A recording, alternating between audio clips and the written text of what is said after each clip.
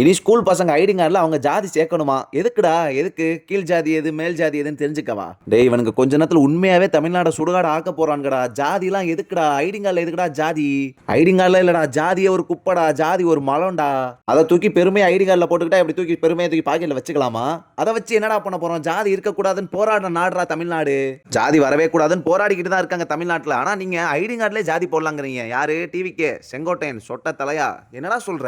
என்ன சொல்ல வரீங்க? என்ன விஜய் மாற்றம் பண்றேன்னு என்ன பண்ணிக்கிட்டு இருக்காரு? ஒருவேளை அவர் மாற்றத்தை தப்பா புரிஞ்சுக்கிட்டாரோ? மாற்றம் இப்படி சரியா இருக்கதா அப்படி தப்பா மாத்தி வைக்கணும், அதான் மாற்றமோ?